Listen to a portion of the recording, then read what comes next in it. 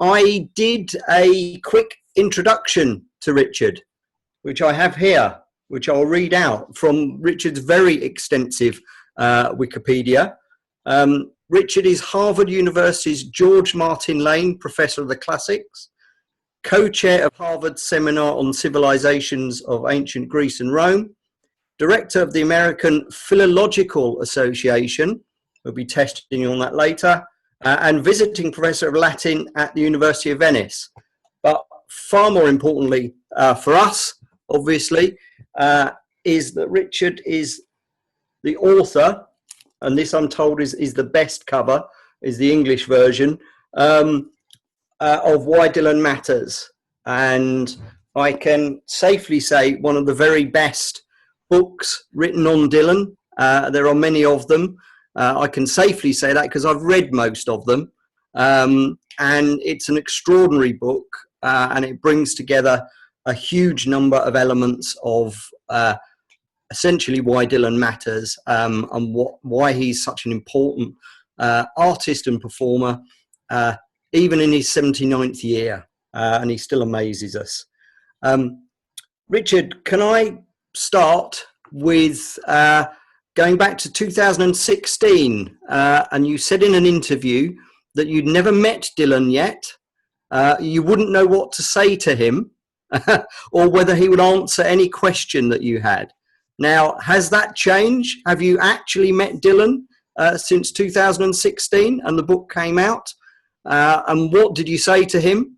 Or if on his birthday you could ask a couple of questions, what would you ask him?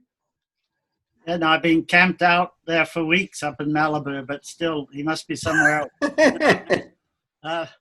Well, first of all, it's great to be here, Keith, and to join all of you. One of the incredible things for me since writing this book has just been people I've met. The Dylan people I've met has just been fantastic, including James and Peter and you. And it would have been fun to be over there and be in a pub around now, but we're doing it virtually. So it's been astonishing and quite moving to see the ways in which Dylan brings human beings together of a certain type. And I think that the release of these 3 songs is very deliberate, I think, and is part of the humanity of Dylan. So what I would say to him, I think, is not very original, but I would just say, stay alive and thank you, mostly thank you, just for being in our lives. This incredible accident that we were all born before or after 1941, May 24th, and whether before or after by 9 years in my case, we have been given this gift through our lives. And so I'd say thanks, Bob, for that. Good, excellent. I mean, 79 today, he keeps going, he keeps amusing, educating, amazing us. Fairly recently, unfortunately, little Richard died, who was a very early influence of Dylan, on Dylan, who actually put in his school book that his ambition was to join Little Richard's band. My question on that aspect is, we look at Dylan in an academic sort of way, but essentially Dylan's a good old rock and roller that meanders. You know, is there any danger that we look far too closely into Dylan and what he does, where in essence, you know, his songs are variations of Boy Meets Girl? You know, any views on that heart of Dylan, which is a rock and roller? Yeah. Well, Boy Meets Girl is pretty important in the scheme of things. Yeah. It was good for Shakespeare as well. Yeah. Girl leaves boy, as he said in the Studs Terkel interview. Sue's having just left him for Italy. But so I think Dylan's a performer, and so I think he performed Little Richard at the piano when he was 16, 17, and that worked as a performance. And the piano, he's back at the piano, that's all he's pretty much doing, has always been there. But he's performed what's mattered to him and what he's picked up over the years. I don't think rock and roll, I think he saw the limitations of rock and roll. He talks about that a bit. And I think the limitations are lyrical, poetic limitations. And I think the poet in Dylan is what would have stopped him from being a full-on sort of rocker, and which kept him sort of producing this body of writing, which he then performs. But, I think performance in that school auditorium of Little Richard with his hairdo, but is that any different from wearing the Huck Finn cap as he's becoming Woody Guthrie, or the various sort of looks that he's taken on to take on the persona of what he's performing and what he's acting as in that moment. Acting as sounds dismissive. It's not supposed to, but the persona that the artist in him is working with at any given moment comes through in it. And you were going to mention that on that same page in the yearbook, he mentions the Latin Club. Yes, yeah. Joining Little Richard, the Latin Club, and then the American Social Studies Club. But I think, with his band, he wasn't the guitarist, of course. He was the pianist and the singer. But that was Little Richard was a pretty good model to have, sort of just his star coming up onto Dylan's 12, 13-year-old horizon. Yeah. So, I mean, in essence, Dylan was always looking for, the right platform, wasn't he? He kind of knew where he wanted to go. He was always led into a poetic sort of way, but he just needed the right platform, the right basis for it. I mean, I think early on he said, look, I went down the folk route because I couldn't afford a band. So, the various channels he's gone down have tended to be where he can lay his art, really, I guess, and his poetry. Yeah, absolutely. So from Minneapolis to New York and the various places along the way. And that was what was, there weren't stadiums. The Beatles hadn't come, the British invasion hadn't come, so there weren't performances of bands, really. I mean, you have to go back to big bands for that sort of thing, in terms of public performance, which Dylan, that was what it's always been about, right? Yeah, no, absolutely. Can I take you on to, I mean, as I say, Dylan at 79 or 78, when he wrote he sent us these 3 new songs. He continues to surprise us and amaze us with the work after all these years. Suddenly, in the middle of all this lockdown, one night we had Murder Most Foul.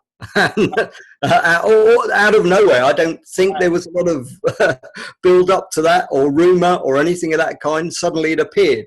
Here's this wonderful epic song. Now, people have described it in various ways, and to an extent, this is a godsend for the Dylanologists. They're diving on this kind of song straight away. It's been said that it's a song for our time. It's Dylan's State of the Union address. Do you see it in that kind of sense?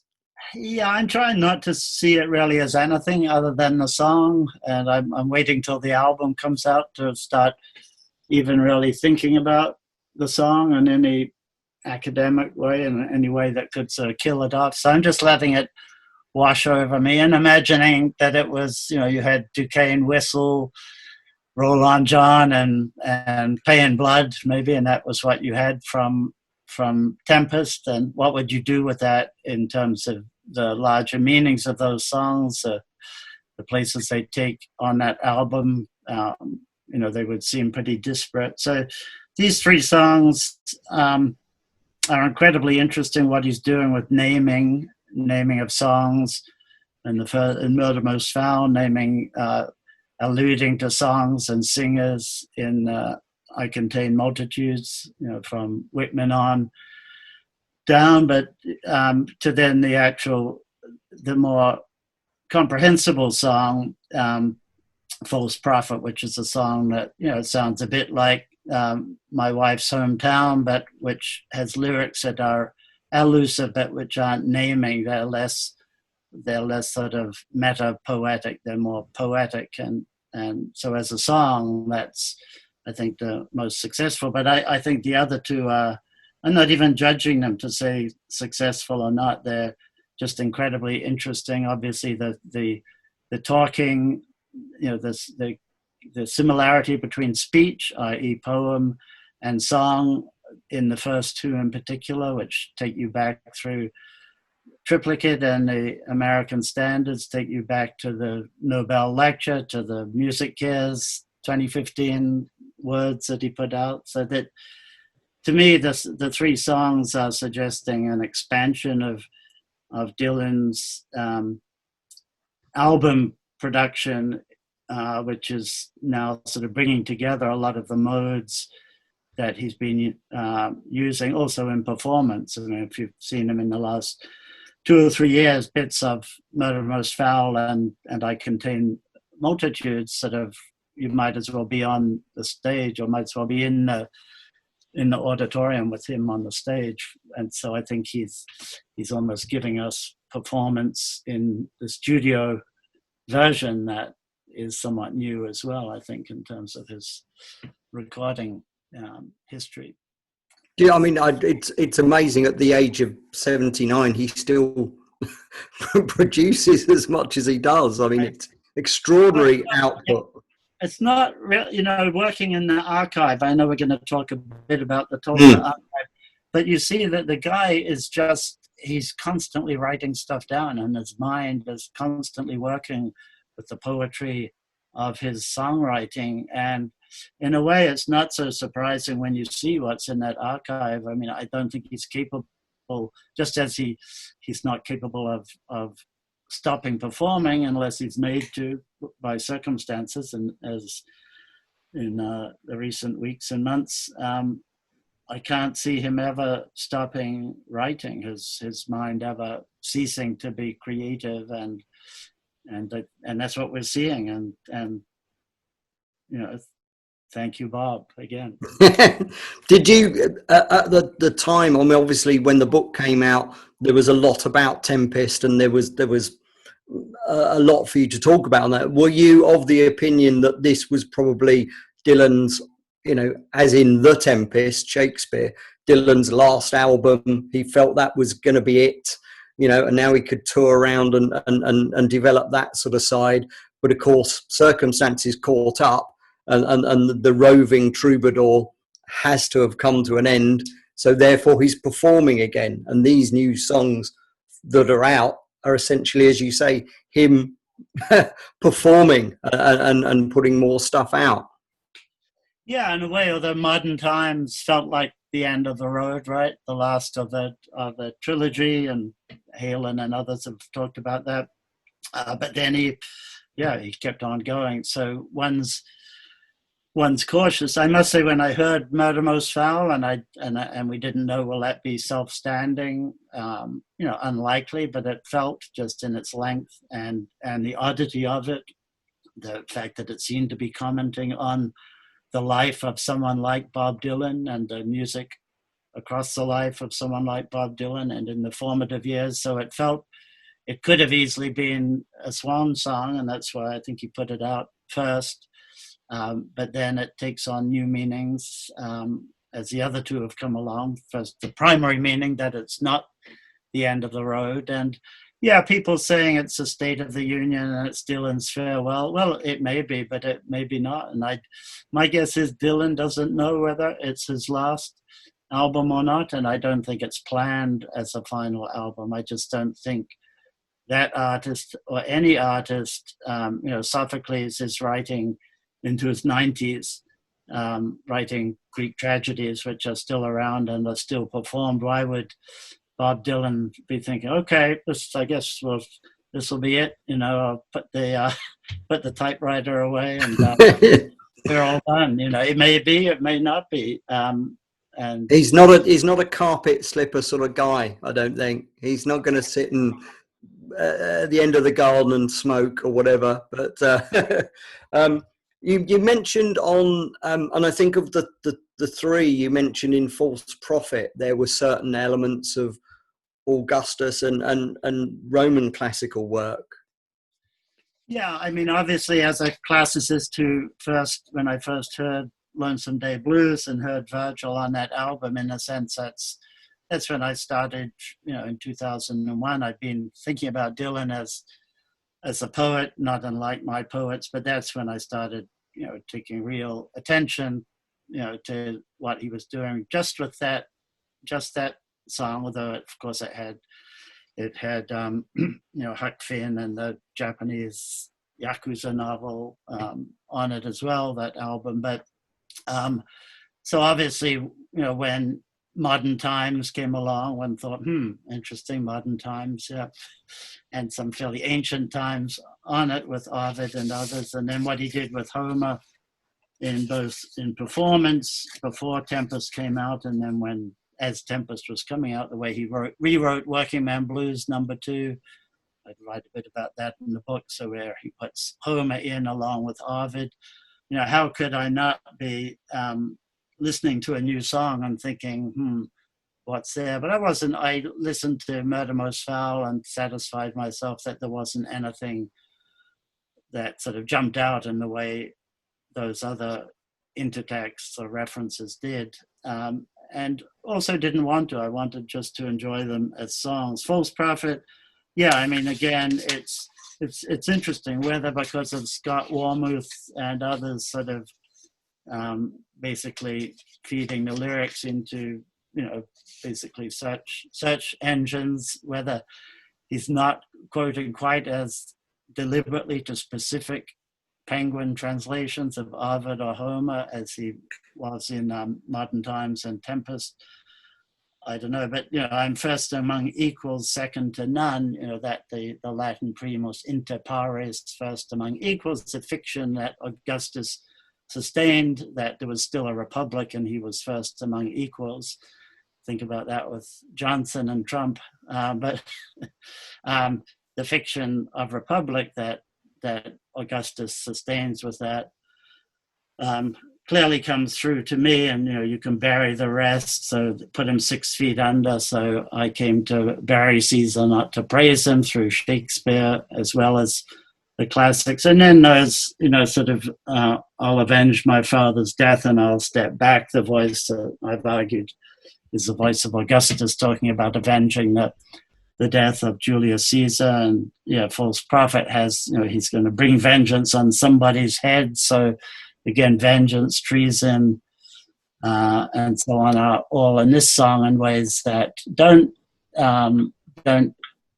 precisely in an intertextual way, aren't stealing, quoting, whatever you want to call it, but I think are in the same tradition, that particular song. I think False Prophet is so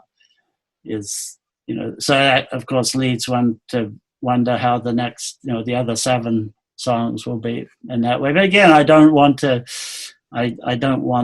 that's not what I'm looking for with Dylan. I'm looking for the same as everyone else, the new song, the music, the poetry of it. And I think sort of hunting down the quotations can become a slightly arid enterprise. So unlike Scott, when a song comes out, you don't dive on it and straight away and pick the bones out and check whether you try to enjoy it first and then go from there, I guess. Yeah, I mean, and particularly, when Modern Times came out, I was in Oxford for the year, and I sort of walked into the Bodleian and All Souls College sort of with my iPod on, sort of hardwiring. That was pretty weird too, hardwiring Modern Times in All Souls College. But yeah, that's what we all do, right? We're letting the songs become part of us, part of our sensibility, and the other aspects start later. The exception was hearing, Tame the Proud in Lonesome Day Blues, because I was hit over the head on my first listen by Dylan, sampling Virgil. So who's my other guy in my day job. Yeah.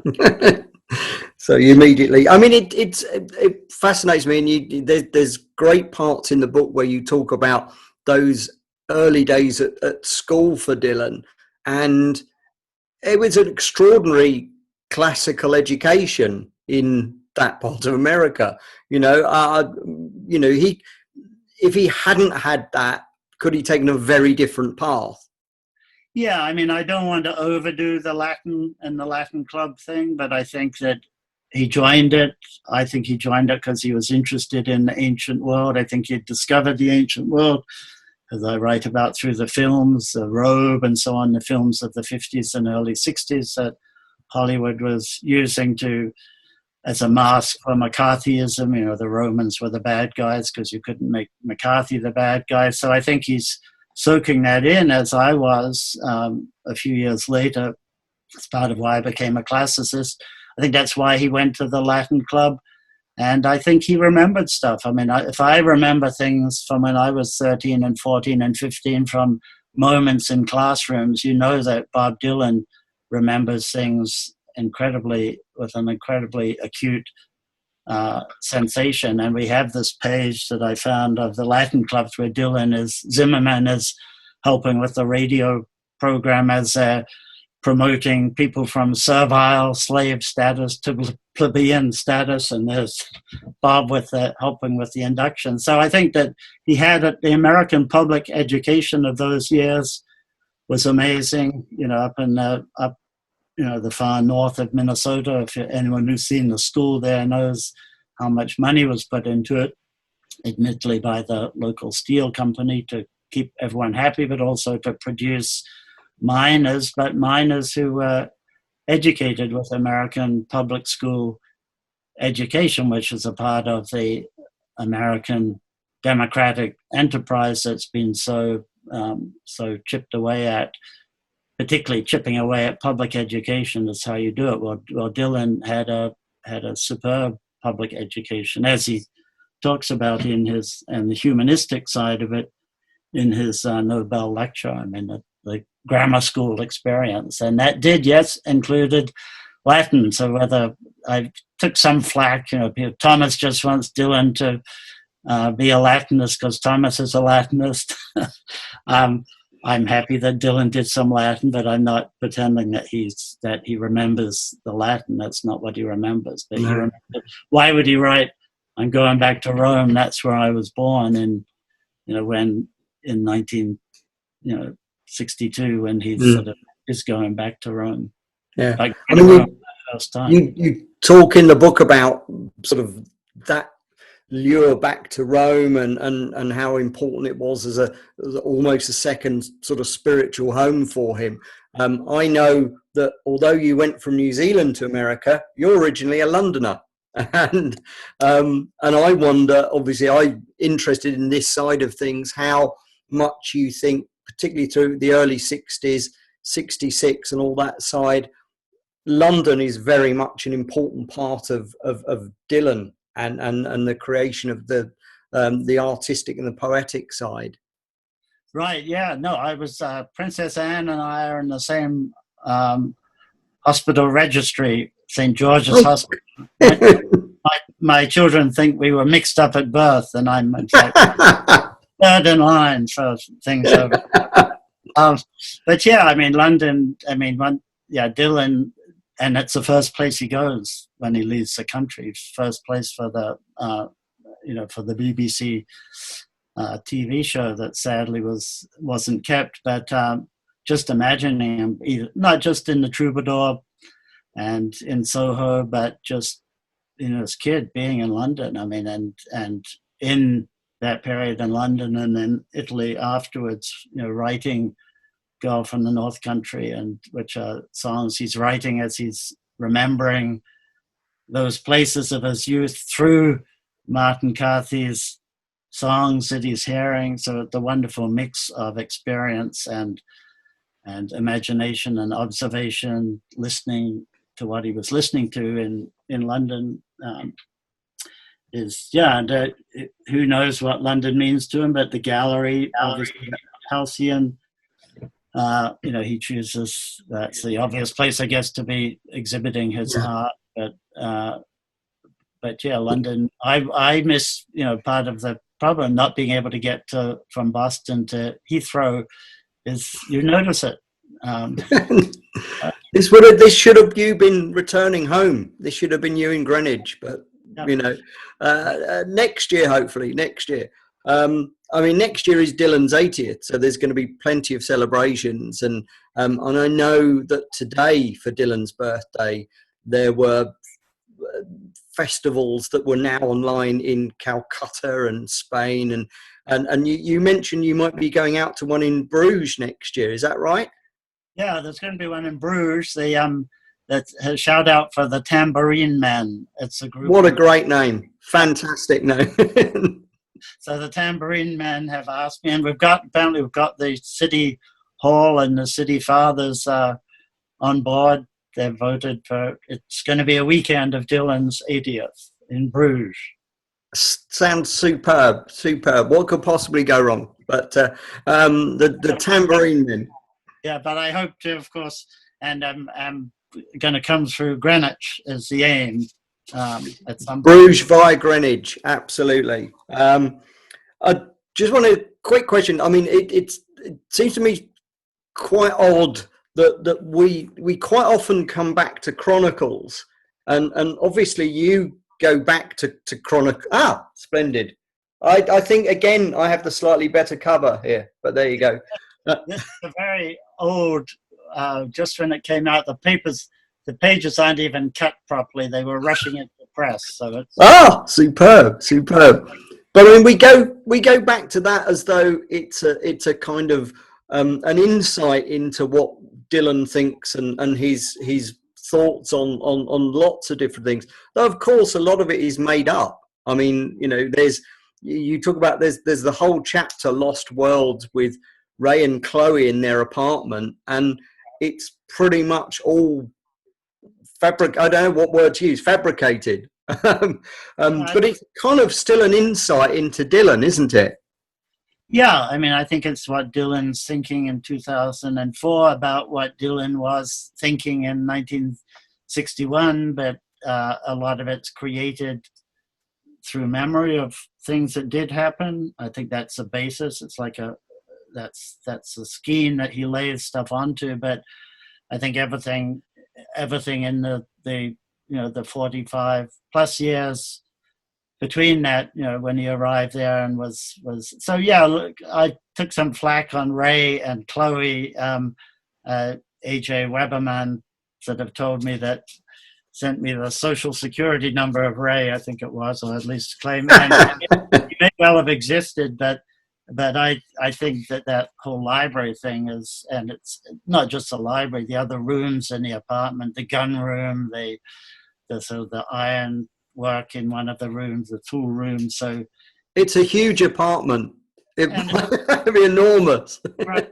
And it's the apartment that is Dylan's head, Dylan's mind. Yeah. Too. So both the objects, but also particularly those books. And I think the books, again, there was a classicist who did a review criticizing his editor for letting him write about the letters of Tacitus to Brutus or whatever. There were no such things, but that's irrelevant. I mean, no.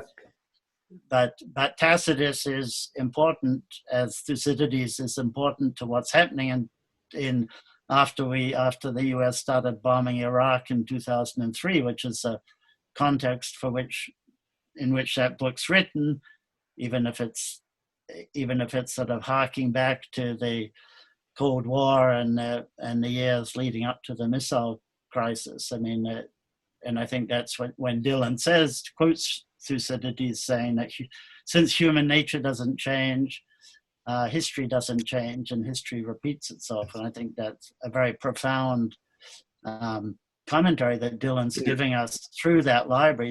It's not throwaway. None of it is throwaway. I think it's all part of his art, part of the expression of what it means to have lived through the years that he's lived through with the genius that he has to communicate. on these which issues. which nicely segues me into Thucydides, which is a line I didn't think I'd use ever. But I just want to get this right, actually, because Dylan said about Thucydides that there were words changing from their ordinary meaning, and that nothing has changed from that time, from his time to mine. So that there is that change of meaning in words. And if you read about Greece in the history books, then you know all about America. Now, Right. to me, I might be wrong, but that's kind of, and Dylan, I'm not sure if he did coin the phrase fake news, but he was close to coining it. That's kind of where we are a little bit now, isn't it? With meanings changing.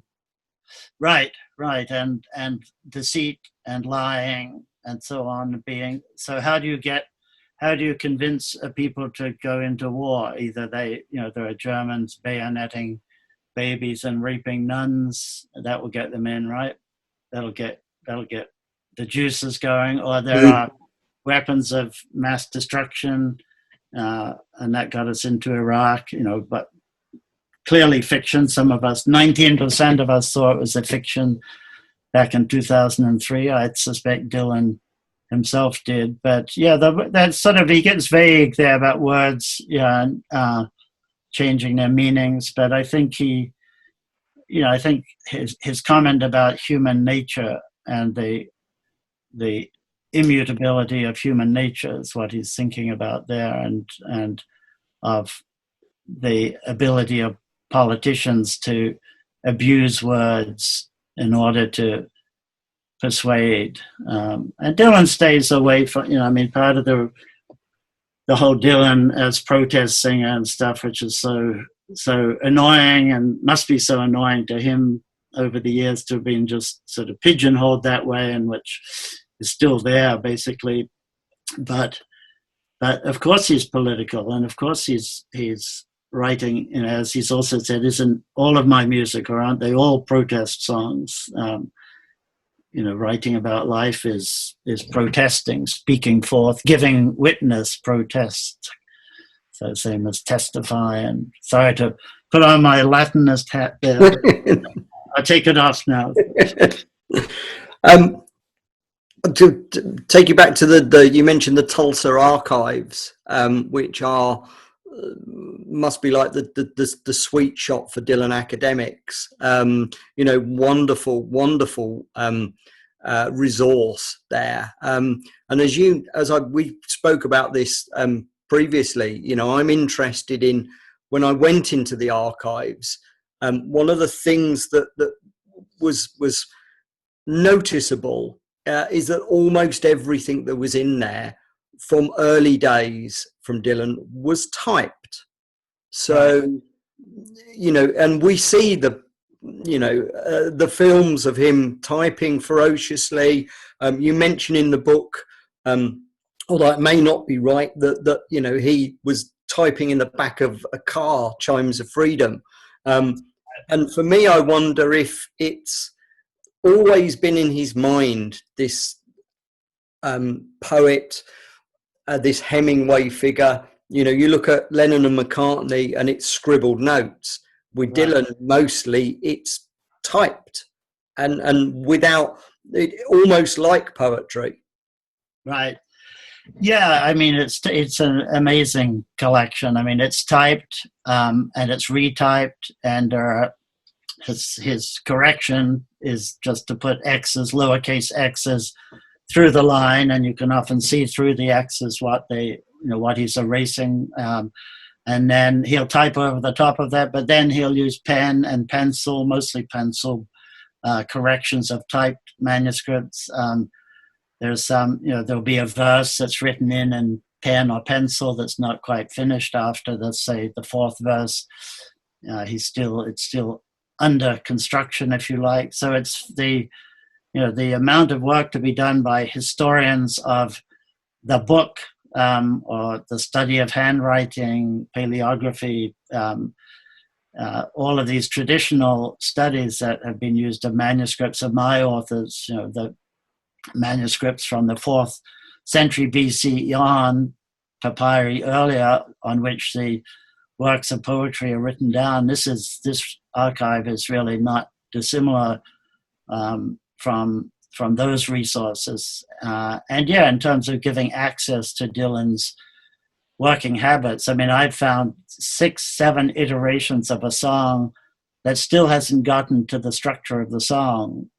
It's still not there. There's a bridge, but next to none of the verses are done. The bridge is there first. There's no bridge, but penciled in bridge at this point. It's just fascinating, wonderful to be there. Unfortunately, can't get back there right now, and but as soon as I can, I'm going back to Tulsa, back to the scene of the crime. I mean, you say in your book that you know, Tempest was kind of, that's where you'd got to in the book, and you say that should there be another album, there will be an update. Now we're going to hold you to that because there's going to be another album. Well, I did it. Yeah. But the important question is, you know, which is it going to be, the update to that first, or the big tease? Is it going to be Dylan doing volume 2, or was that always a big tease, calling it volume 1? Yeah, I think the latter as the years go by. It's now at 16 plus years, but who knows? Maybe that's, you know, what are we doing as we're locked up where we are? He's got to be doing something, and so Chronicles Volume 2 would be pretty good. Yeah. So yeah, they what's next for him or what's next for me was that, I think, for him. What's next for you first then? Oh, for me? Well, yeah, I did an appendix to the book, basically the song Tempest. I think it's out in, maybe it's out on Kindle or whatever, but it'd be out in paperback, I think. It's just an extra chapter on the drafts that I found of the song Tempest, the Titanic song.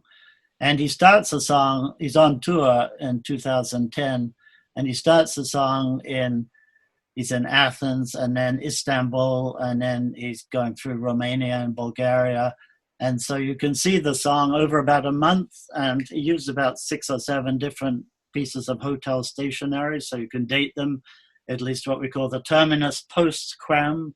The date after which he started that draft was the day in which he arrived in that particular hotel, the Skopje Macedonia Holiday Inn, and so on. So you can actually see the song coming together over a month while he's on tour, and some pretty hilarious alternative lyrics and always a rhyme, so that these rhymed couplets for what's happening with the Titanic going down and sort of venturing into the absurd in wonderful ways. So yeah, I thought I would do that just because it was something I noticed early on in the archive. But yeah, I'm hoping I'm working on what I hope will be a book on the way Dylan's song, some of the ways in which Dylan's song come together. So it won't be just the work of a classics person. Oh, okay. And we have no date for that yet, or no, it'll be I have leave in about a year. I'm going to try and get a whole year off in about a year, and try and get much of it done then. And then spend the rest of the time following Dylan around on the rest of the never-ending tour, which will pick up. Yeah, I have already had to cancel. Well, I didn't cancel it, but yeah, I was going to see him up in Essex Junction. But best not go there, right? We need him safe and sound. Absolutely. Well, listen, thank you very much, Richard. I'm going to try to see questions that have been coming in, because there have been questions coming in. Well, thanks, Keith, and it's great chatting. No, absolutely. Thank you so much, Richard. I'm glad that we could do this in lieu of the full event, which would have been extraordinary at Greenwich Theatre. It's been wonderful, and thank you very much indeed. But let me see if I can do these questions. This is from Joseph hang on. Was Bob influenced by his travels creatively, especially with regard to classical references? So I'm guessing Dylan traveling around, how does that influence him? Yeah, I mean, the obvious, when I paint my masterpiece, is the obvious one. It's been Clinton Halen has argued that they snuck over, that he and Sarah snuck over there in '65 on a weekend or whatever, and I can believe that, but does Dylan need to go to a place for it to enter into the lyrics of a song? I think the answer is no. Horace famously, they change their climate, not their mind, who travel across the sea. But I think Dylan has talked, of course, about having played around the whole world. And I can tell you, Count Dracula came into the lyrics of Tempest temporarily when he was in that part of the world, as I found that in the so that was an interesting, absolutely undeniable, that while he was sort of staying in a hotel just around the corner from the Prince Vlad's Vampire Museum, that it gets into the lyrics, but it's partly playful, and by the time he gets to Italy, that's gone from the lyrics. But I mean, and as he said, experience, observation, and imagination are the components of his art. Of course, whenever you say with Dylan, as he says, that's dangerous, because as he says may be completely fictional. But how could it not be? But to me, it's a bit like Virgil. When Virgil describes a storm, for instance, or a storm at sea, or a storm on land, or some sort of cataclysmic event, it feels as if he's right there. And Virgil will say, often I have seen the winds sort of come, and then suddenly you're in an intertextual relationship with Homer or Lucretius or some other one of Virgil's sources. So that I think his ability to transfer the visual from something he actually saw to the art in which what he saw is depicted, and so it becomes an allusion or an intertext or whatever you want to call that process of theft, and it becomes layered and richer. So, but surely Dylan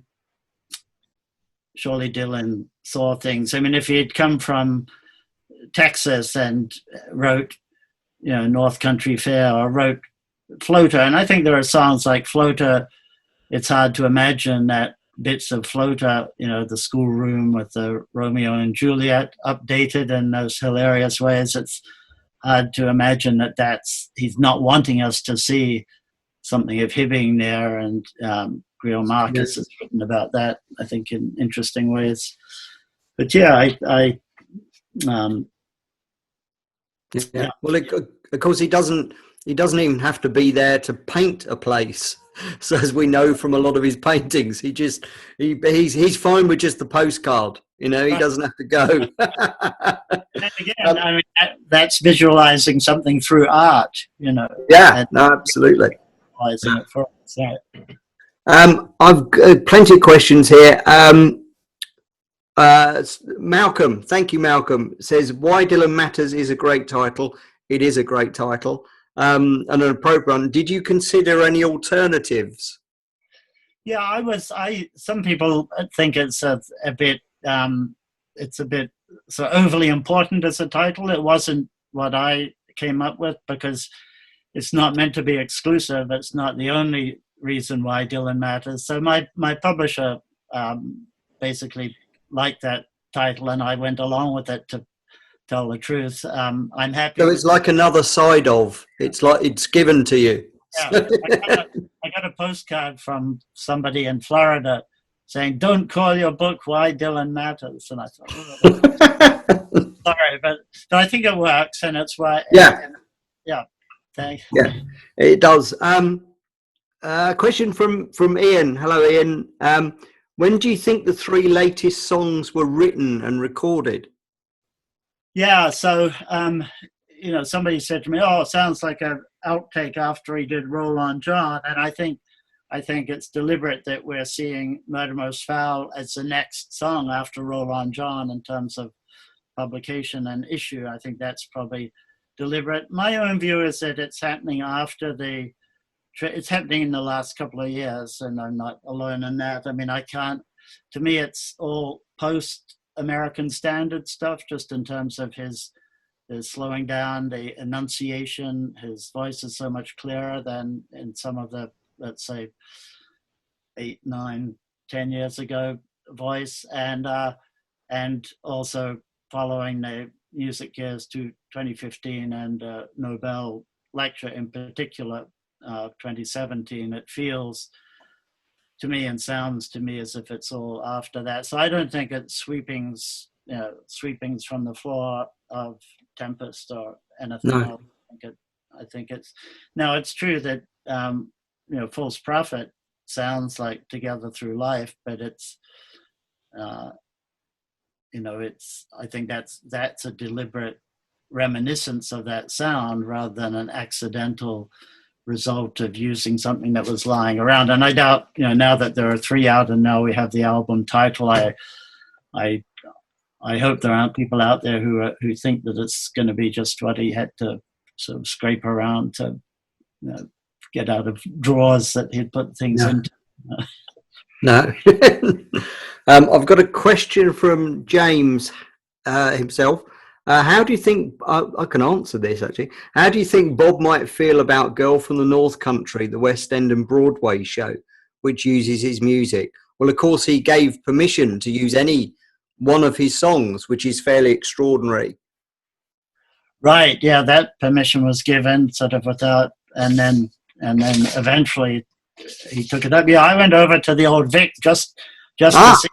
I made a trip just to see it. I'd seen it in New York when it then went to the Public Theatre, and I preferred the old Vic. It was extraordinary performance there, wasn't it? It was just so, and I didn't know what to expect. Was it a play? I don't really know McPherson, but was it a play, doing some Bob Dylan covers, or was it like a cover band? And it was sort of the sum of the parts were exceeded just incredibly. It was absolutely moving and powerful in every way. And and I don't, I imagine, has he seen it? Has Dylan seen it? Actually seen it? It's hard, at least. Well, Jeff Rosen has been to see it. Yeah, Jeff Rosen. He came to London and cried, apparently. So that's what he was reported to have done. Yeah, I'm not sure. I won't say anything more on that. But, I cried. I can say that. So yeah. Did you saw it with Sheila Atim? Did you? Yeah. And, when it first, the first. Yeah, which was extraordinary, and I mean, I have to say that having got all of Dylan's many songs to choose from, they chose some extraordinary songs, and Simon Hale's arrangements took something like Tight Connection to My Heart to a totally new level. Yeah, and Sign in the Window. Yeah.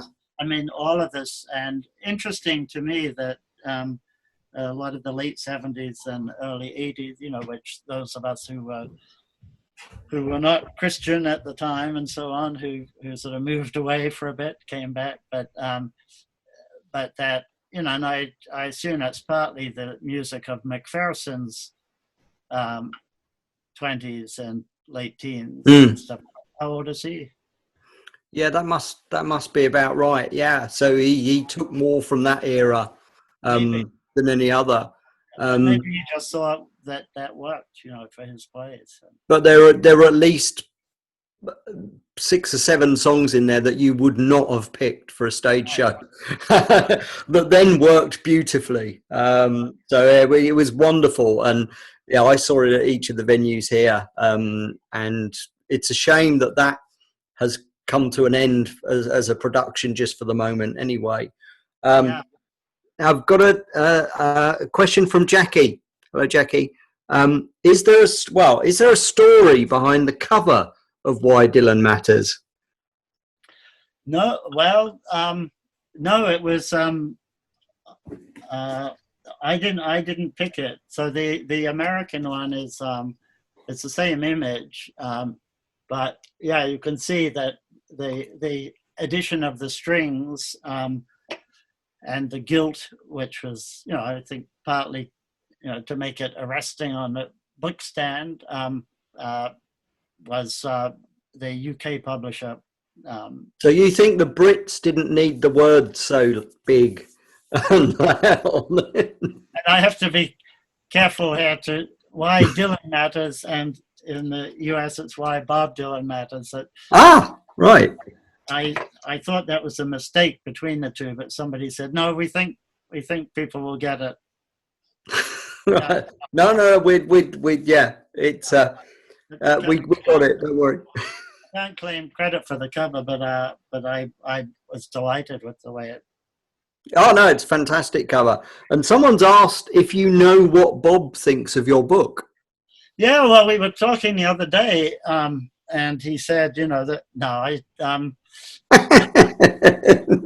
I do have reason to believe that Bob has read one page. I have, and I've very good reason, which I can't go into, to believe that he's read one page. I could read the page for you, but I won't.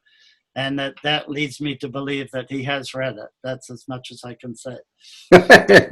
Fair enough.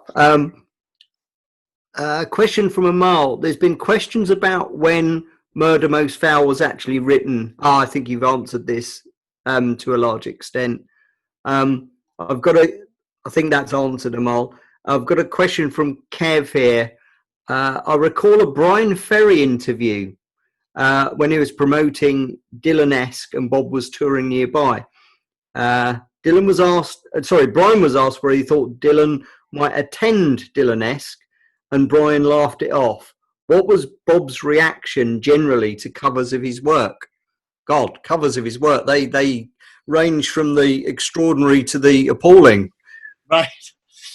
Yeah, well, he's talked a bit about the early covers, the Byrds, Peter, Paul and Mary, which is how in New Zealand, that's what I heard. I didn't hear Dylan on the radio. You heard Peter, Paul and Mary doing Blowing in the Wind and so on. So I'm sure I'm just not remembering. I'm sure Dylan has Dylan talked about Henrik's.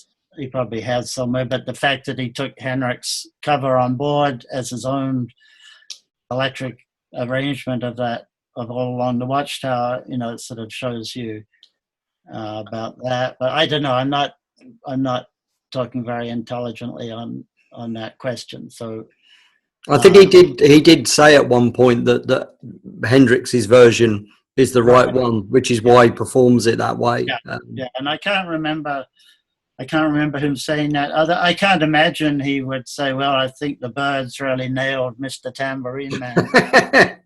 No, maybe not.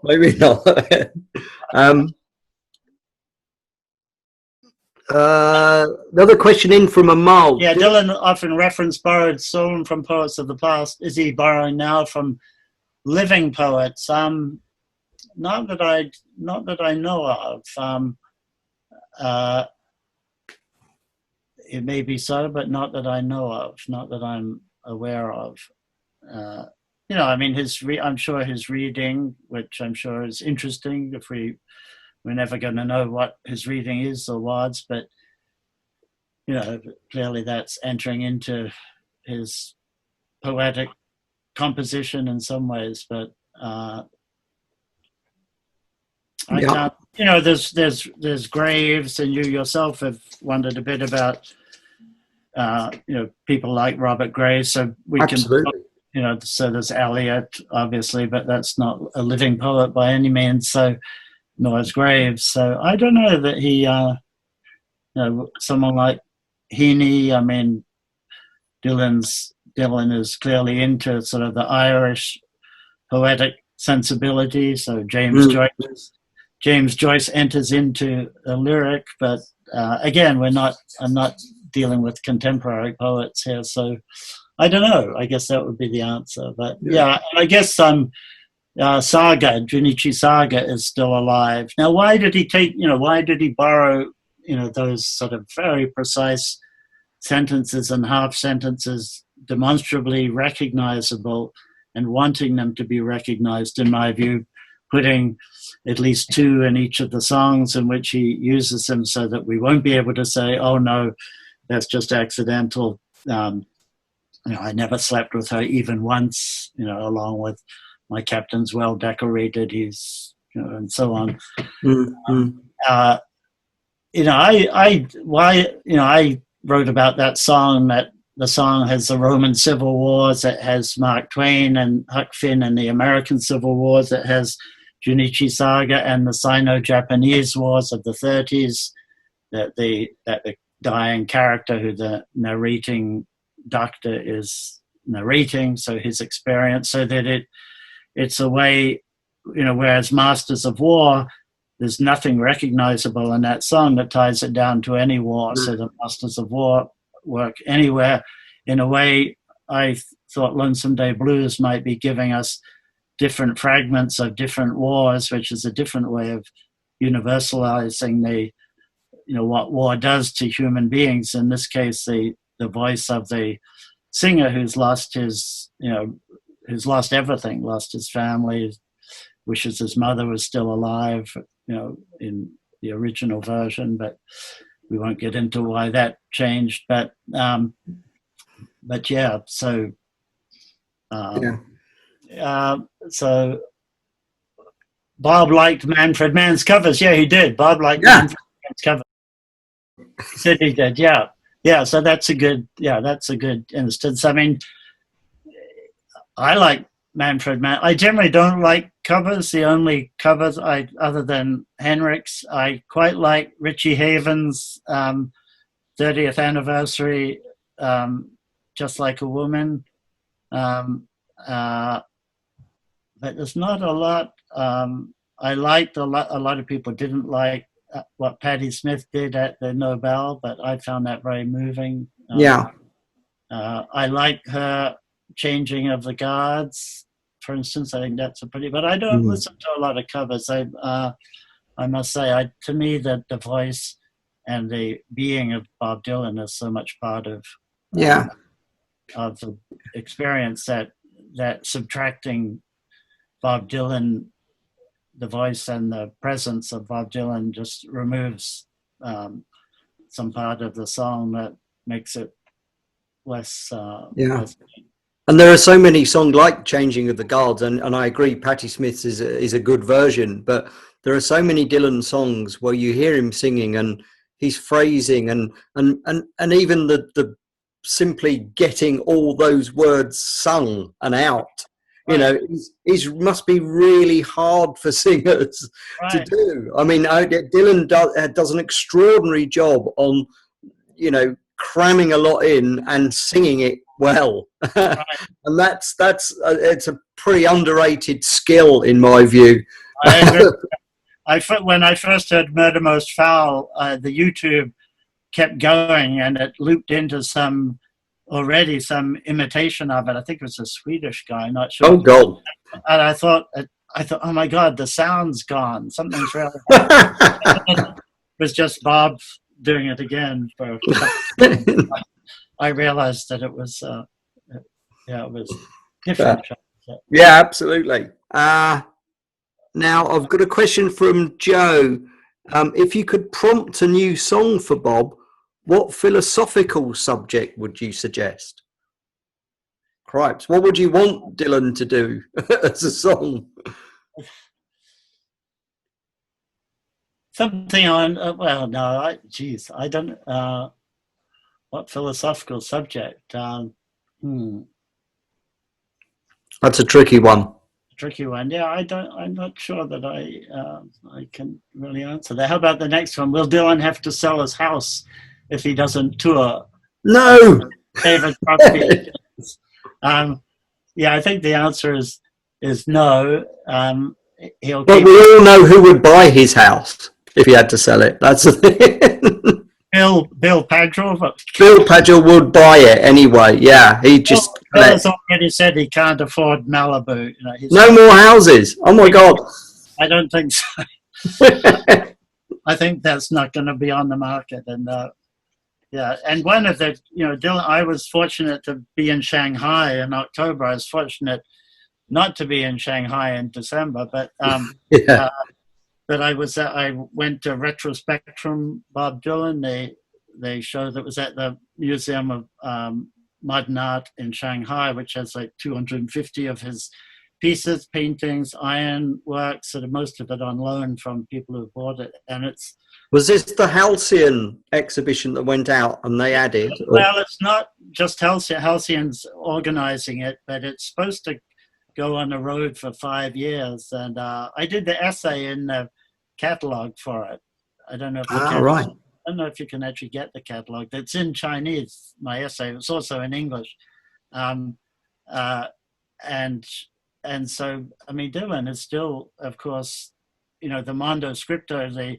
Whatever you think about the lyrics side by side with his illustration of it, of a scene of a song. You might not like the particular you may not like being made to contemplate a single image for a song like It's All Right Ma.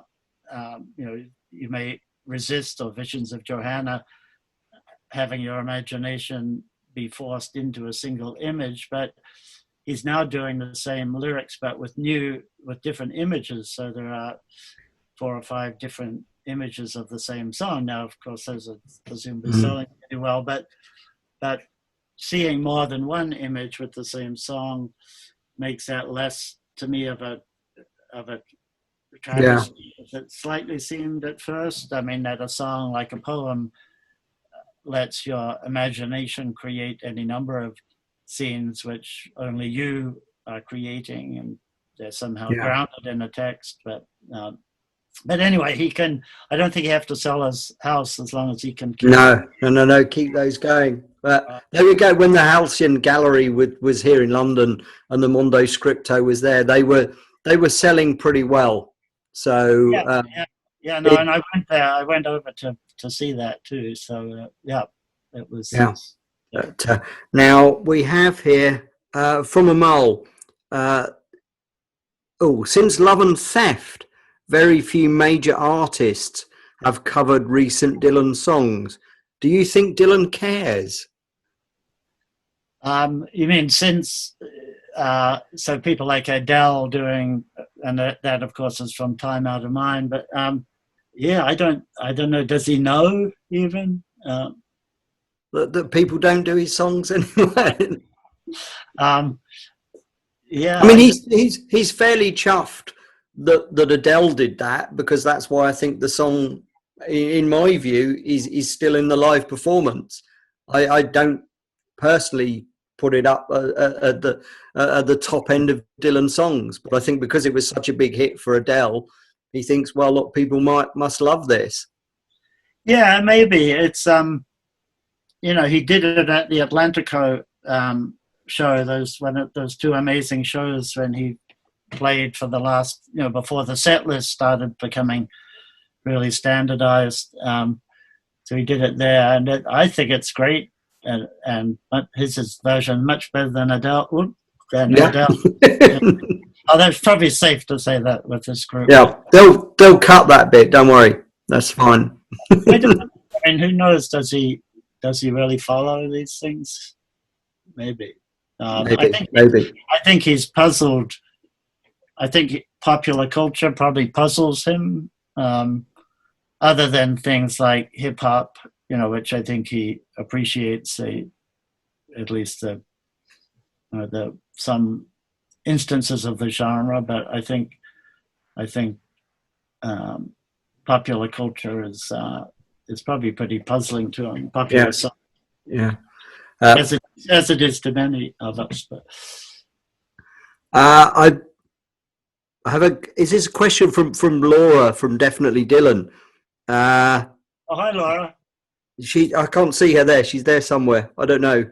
I think she says, I think there's been a fair few, even of the recent songs, like Wanda Jackson's Thunder on the Mountain, or Betty Lavette's Ain't Talking. So there are a few. Okay. I knew Laura would know this thing. Now. Yeah, those are 2 yeah, and I think I did hear the Wanda Jackson. Yeah, yeah. Now I've got Simon. I've been into Dylan for many decades. Was surprised to find I love the two approved house music remixes of Masters of War. Does this make me a bad man? Yes, probably. I don't know what a house mix of Masters of War would possibly sound like. I'm assuming you haven't heard these, Richard. No, I don't think so. No. What? You know, I would probably say yes, definitely bad.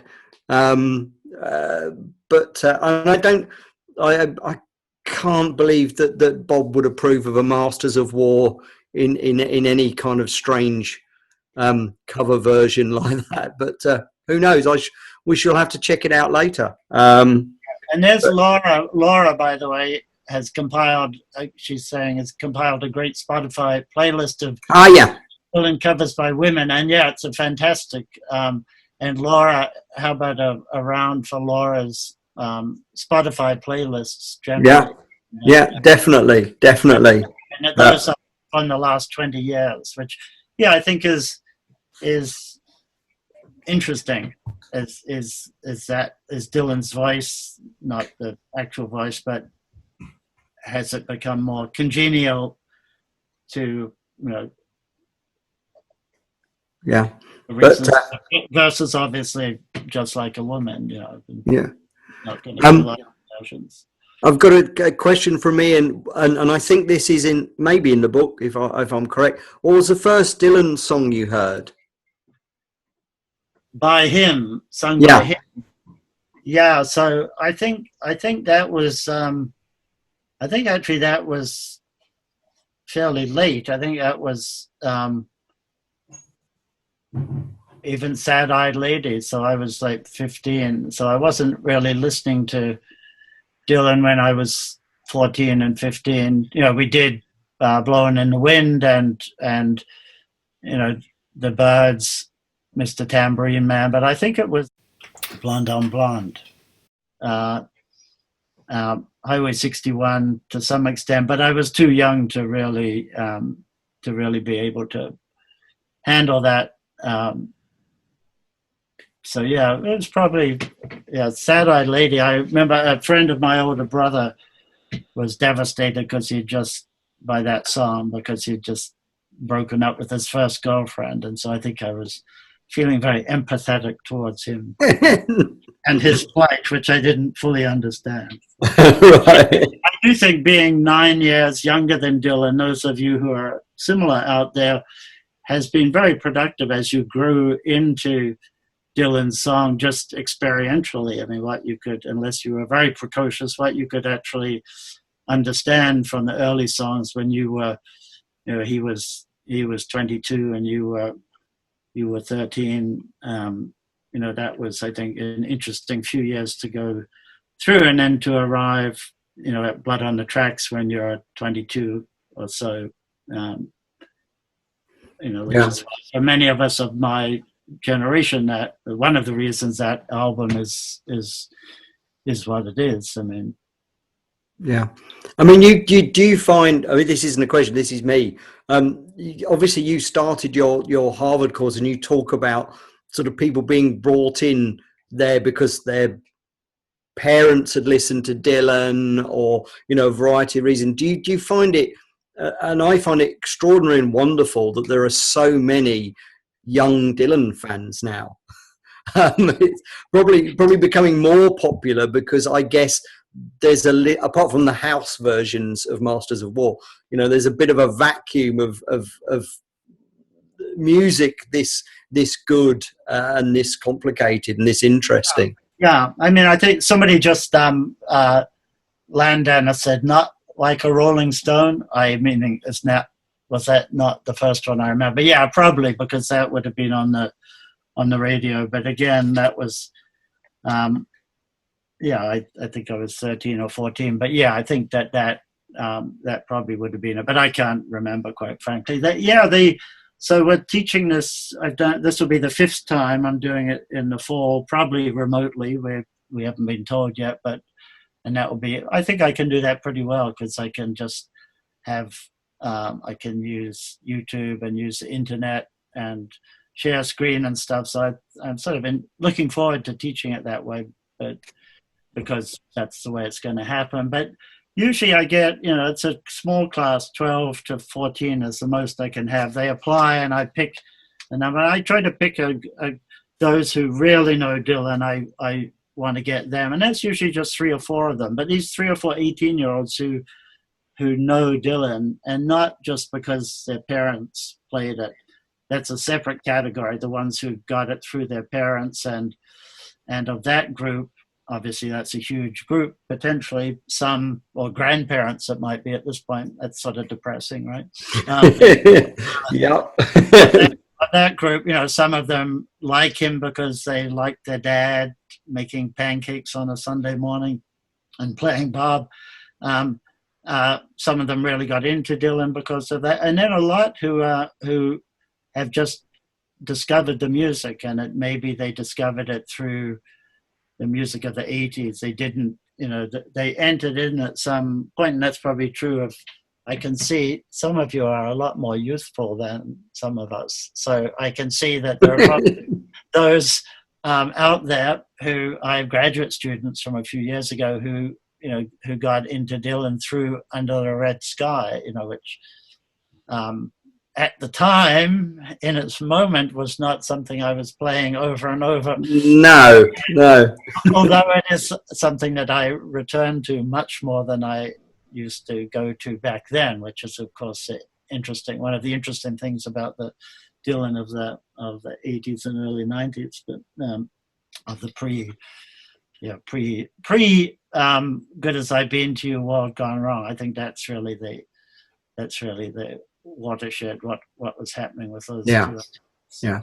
In so many ways. I've got a question from Jaimin, who's joined us. He was organising the Dylan Online in Calcutta, but they had to abandon that because of the cyclone out there. But Jaimin says, in addition to your interpretations of his songs with multiple possible meanings, do you have a longing to know what he originally intended to mean? This comes back to the first question, whether you can ask him. Right. I mean, it's like the line in Annie Hall, right, where he wheels out the well, I could bring Marshall McLuhan. I could bring in colleagues from the English department who would chastise you for entertaining the very possibility that poets or songwriters intend anything, of course. But I won't do that.